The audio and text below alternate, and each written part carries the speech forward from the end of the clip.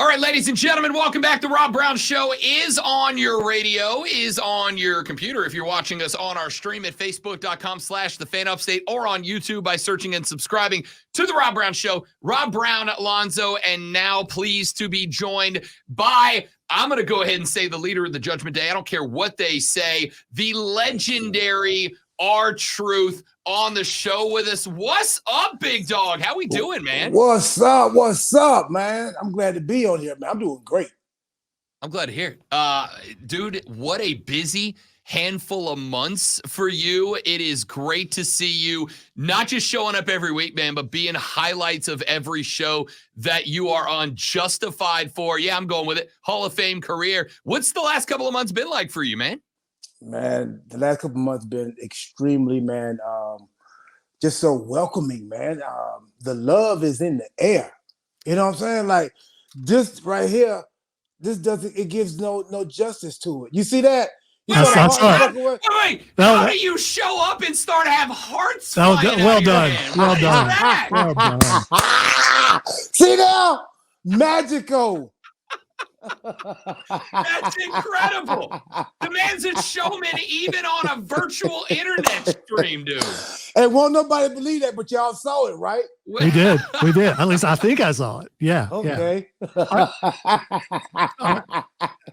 As someone who's an older person, I am 55, and I look at you, and you are in amazing shape. How in the world do you stay in that kind of shape? Because you look the same as you did 10 years ago or 20 years ago or 30 years ago.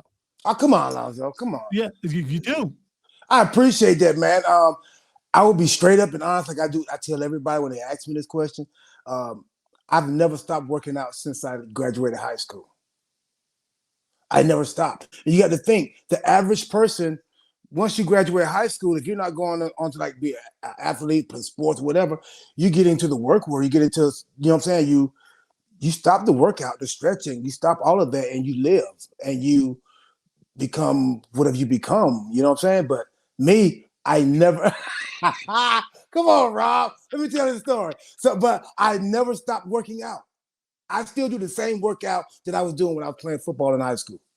So how do you stay disciplined like that? Is there ever a day where you go, yeah, I'm not feeling it today. I'm not going to do it. Discipline is key. You have to say discipline, man. Like a lot of people say motivation. Sometimes life will knock the motivation out of your butt. You know what I'm saying? So discipline is key, man, for a lot of stuff, man. Discipline is strength.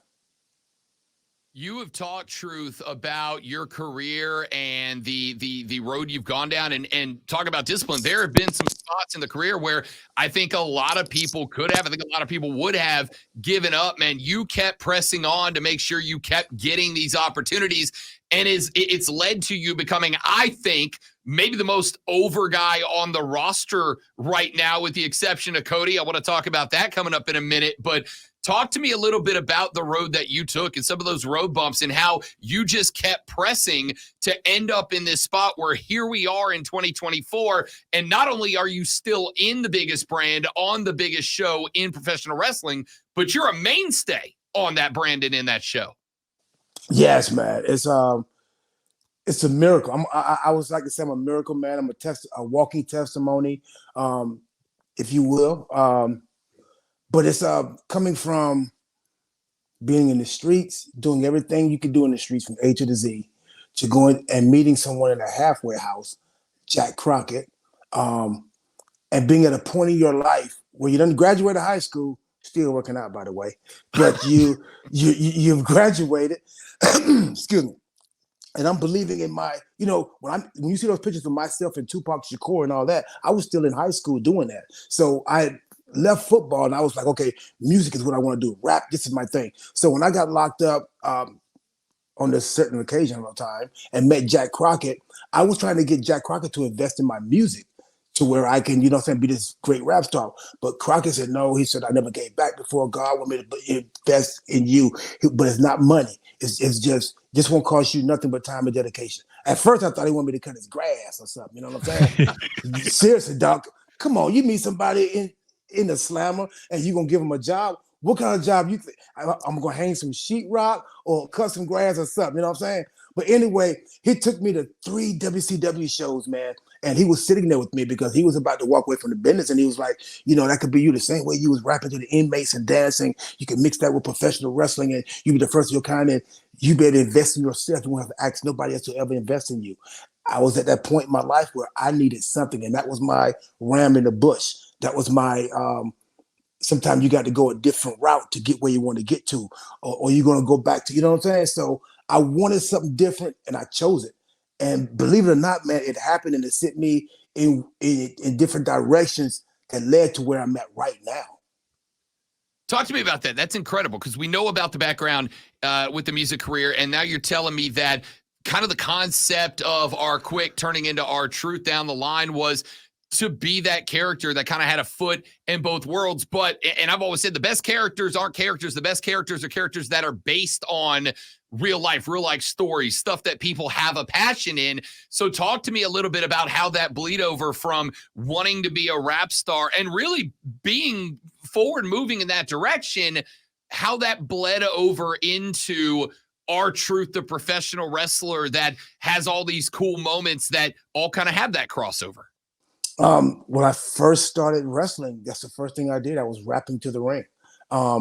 Music and wrestling goes together like a hand in glove, man, like ham and burger, peanut butter and jelly, you know what I'm saying? Like it goes together. So the first time I was accepted, man, coming to the ring to wrestle, I was rapping. So that pretty much gave me that faith of a mustard seed that this could work. You know what I'm saying? It bled over to the fact of the What's Up song is sung worldwide. You can go to Egypt. You can go to anywhere you want to go to. You can pick on the map that I've been around the world, and they know my music. That was just the start of lighting the fuse of everything bleeding over into the real. Now wrestling is becoming a part of this music, and now I'm loving this. This is what it accepted me. Wrestling took a hold of me, man, and I became that. Musically, I became that. A lot of what you see R-Truth on TV, a lot of what you feel that's really genuinely me.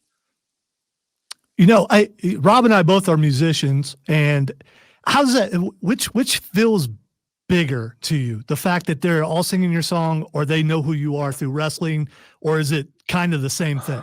It's the same thing, because think about it. Even if you're just a wrestling fan and you're not a music fan, the music is what you hear first, and it sets the pace. Whether you hear that dong, you know that's the Undertaker. You hear that glass break, you know that's Austin. You know what I'm saying? Can you smell? It sets the pace. You know what I'm saying? If you're a music fan, you're naturally gonna like it. You know what I'm saying? I think every character's music should fit that character. And once it does, man, everything else after that, it just blossoms. All right. Recently, you had an injury. You're out for a while, and then you come back and you get told you got this little bitty thing. How are you, R-Truth, able to take just this little part that you get here or there and turn it into something that blows up every time? Man, you got to stay hungry. You got to eat. You got to eat opportunity. You got to eat optimism. You got to eat any and everything out there that gives you a chance. I don't care if it's for that second. If I got a second to do what I'm going to do, I'm going to make that second be what more everybody talk about. I'll make that second be what makes me feel the best. That, you know what I'm saying? So you have to stay hungry. I have called you for many years now, and some of the stuff you've been doing lately, and it goes way, way back. I have said you are simultaneously the funniest guy in the history of this business, but also a damn good wrestler who puts on performances. It's not like it's I'm going to come out here and make some people laugh. I'm going to come out here and make people laugh, tell a story. And when it's time to get in the ring and go, I'm going to get in the ring and go. That has been tough for guys to kind of find that balance. There's some guys who get stuck more on one side or the other, and very few that can blend it as well as you have. How do you make sure that you stay so well-rounded that when it's time to put on a show at a big-time premium live event, or it's time to get on screen and have a laugh with Tom and Nick Mysterio, that you're able to throw those lines out and stay so well-rounded? Stay ready, so you got to get ready. I like I said, I got a gym upstairs, man. I'm always at it. the me making people laugh, making people feel good. That's natural. That's natural. I think everybody wants to feel good. It's just some people have that gift or that thing that can bring it out or make you want to let it loose. You know what I'm saying? Let your hair down. The physical part of it is just staying at it, man. Like I really believe. Like I walk around, I ask my son, man, he's playing basketball at Penn State. Like, where did the time go? Because I still see you as, you know what I'm saying, cutting the grass with me. Like I still feel like I'm in my late 20s, man, early 30s. I still think that I ain't never had a birthday party before. Wow. Yeah, no, I don't. It's another day. It's just, you know what I'm saying. Yeah, so I think that's a whole different subject, but. So there are compilation videos out there of you getting other wrestlers to break. Has there been a wrestler, because you've been in it a long time, has there been one guy or girl that you could not break no matter how hard you tried? No. Yes. That's the answer I wanted right there. No, man. Everybody, I don't care how hard of a shell they put on the outside, everybody wants to laugh and feel good. Because that's a rush that we can't get nowhere else. You know what I'm saying? It's naturally given to us. Everybody wants to do it. It's just a matter of when you can bring it out of them. Is there a level of pride in that to you? Like when you're, especially if you're, let's say, cutting a promo in the back and you say something, you're up on the Tron and you hear the whole audience laugh, or if you're in the ring with somebody like Damian, who's just got this big, badass, never laugh personality, and you see him have to turn away from the camera, he's going to break. Is that like a moment where you're like, bam, still got it? Like I'm him? Oh, yes. And sometimes it's like, I don't know if I want to keep bringing it on, keep pouring it on, or I let them break a little bit. But like, okay, once I know I got you, I can get you anytime. Then you know what I'm saying. So like, there's times he's like, "Bro, I'm glad you didn't say that. Then I'm glad you didn't say that." Like, yes. All right. So I told my daughter that we were interviewing you, and she texted me and she said that I had to ask you how little Jimmy is doing today, and does he have a family, or what's going on with little Jimmy? Jimmy's doing good, man. He's away at camp. He's at this camp, man. For he was getting in a lot of trouble, man. So he's at a camp for trouble youth, like. How much when you have these ideas like that? I mean, these things are stuff that for a lot of guys could be throwaway, and for RTruth, we're still talking about stuff you were doing 10, 12 years. First off, how do you come up with ideas? And second off, have you gotten to a point where you can go and just say, hey, I'm saying what I want, I'm doing what I want because it works every time? Like, have you earned that in your career, in your spot? Yes, they let me let's say a lot of stuff. And another guy, we got Rob Fee, man, at NXT. I love him. He's like my other part of my brain, man. So it's like they trust me with saying and come up with a lot of stuff because like if it's funny to me, I know they're gonna laugh at it. And it's I'm best when it's just not given to me, but when it just happens, a spare the moment type thing. That's when it's the best. RTruth, WWE legend here on the Rob Brown Show and the Fan Upstate. You're going to be here in Greenville, South Carolina, coming up on Sunday for the Greenville Swamp Rabbits game. It is Pro Wrestling Day. And I will tell you, RTruth, I'm going to take credit because this past season, I worked for this team as well. They're like, hey, we need theme nights. What should we do? And I said, if you do a pro wrestling night, it's going to go crazy. All right. Just trust me on this. I haven't seen anybody else do it.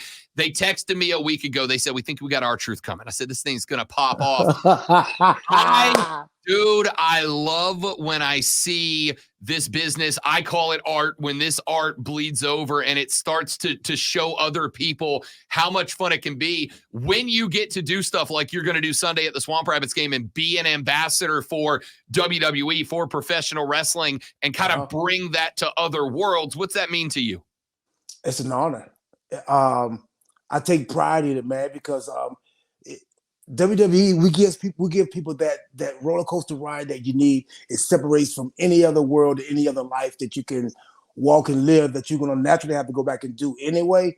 This right here, man, it sends you away. I love it. This is have you been this close to a hockey game? I'm gonna tell you, you're gonna be standing down on the ice with me. We're gonna be out there having a good time. Have you been this close to a hockey game? You a hockey guy? Yeah, I've been to a hockey game. I've been to a hockey game with the Checkers here in Yeah. Charlotte. Yeah. So this will be my second hockey game, man. And I'm really looking forward to coming and watching the game. That's awesome, dude. I can't wait. It's going to be and meeting the people too. Y'all need to come on out. They will. Listen, I go, like I said, I work these games. There's a couple thousand people every game. I know this one is going to be absolutely packed to come meet you, RTruth, to come watch the Swamp Rabbits play. We're going to have some clips of you up on the board Nice. to hype up the crowd and all that, man. It's going to be a great Sunday. Can Lil Jimmy come? Hell yeah, Lil Jimmy can come. I'm going to see if I can get him a jersey made too. Please do that. Yes. Will they let him out of the camp for a weekend? I mean. Oh, yeah. Okay. He'll ride the bus. All right, cool. Ride the bus. he'll ride the RTruth bus. joining us here on the Rob Brown Show and the Fan Upstate, the Greenville Swamp Rabbits Professional Wrestling Day at their matchup. That game is going to be on Sunday. Puck's going to drop about 2:30. RTruth's going to be there, man. It is awesome to have you on the show, bud. We appreciate it. Great stuff. Oh, man, it's awesome to be on the show, man. I appreciate y'all. Thanks for having me on there. Absolutely. We'll do it again. RTruth here on the Rob Brown Show and the Fan Upstate. We got to run to a break. We're back after this. Stick around. It is the Fan Upstate.